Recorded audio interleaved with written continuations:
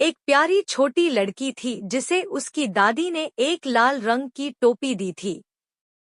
वह टोपी उसे इतनी पसंद थी कि वह उसे हमेशा पहने रहती थी, इसलिए उसका नाम लिटिल रेड राइडिंग हुड पड़ गया। एक दिन उसकी माँ ने उसे अपनी बीमार दादी के लिए कुछ खाना और दवा लेकर जाने को कहा।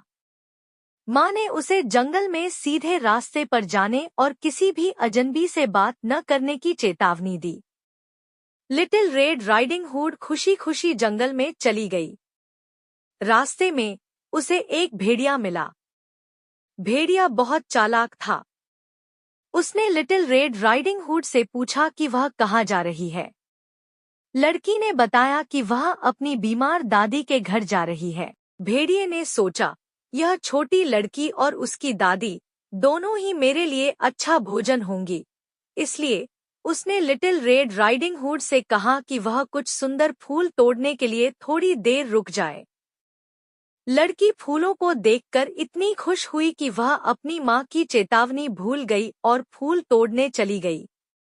इस बीच भेड़िया दौड़कर दादी के घर पहुंच गया। उसने दरवाजा खटखटाया और दादी की आवाज में कहा, यह मैं हूँ, तुम्हारी लिटिल रेड राइडिंग हुड। मैं तुम्हारे लिए खाना और दवा लाई हूँ। दादी बीमार थी और बिस्तर पर लेटी हुई थी। उन्होंने कहा, अंदर आ जाओ मेरी प्यारी। भेड़िए ने दरवाजा खोला और दादी को पल भर में निगल लिया।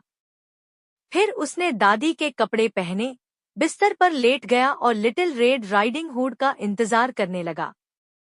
थोड़ी देर बाद लिटिल रेड राइडिंग हुड दादी के घर पहुंची। उसने दरवाजा खटखटाया और अंदर चली गई।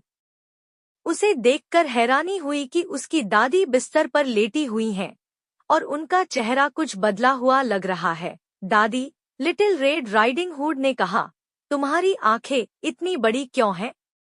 भेड़िए ने नकली आवाज में कहा, तुम्हें और अच्छी तरह से देखने के लिए, मेरी प्यारी। और तुम्हारे कान इतने बड़े क्यों हैं? लड़की ने पूछा। तुम्हारी बातें और अच्छी तरह से सुनने के लिए, भेड़िए ने जवाब दिया। और दादी, लिटिल रेड राइडिंग हुड ने कहा, तुम्हारे हाथ इतने बड़े क्यों हैं? तुम्हें और अच्छी तरह से पकड़ने के लिए, भेड़िया चिल्लाया और उसने लड़की को भी निगल लिया। फिर भेड़िया गहरी नींद में खर्राटे लेने लगा। एक शिकारी उस घर के पास से गुजर रहा था। उसने भेड़िए के जोरदार खर्राटों को सुना और सोचा कि कुछ गड़बड़ है। वह अंदर गया और उसने देखा कि भेड़िया बिस्तर पर लेटा हुआ है।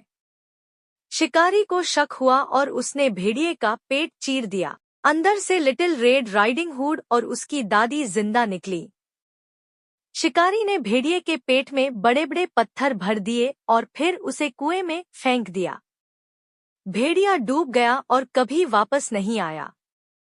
इस तरह लिटिल रेड राइडिंग हुड और उसकी दादी बच गईं, और लड़की ने अपनी माँ की बात न मानने की गलती से एक बड़ा सबक सीखा। यह कहानी हमें सिखाती है कि हमें अजनबियों पर भरोसा नहीं करना चाहिए और हमेशा अपने माता पिता की आज्ञा का पालन करना चाहिए।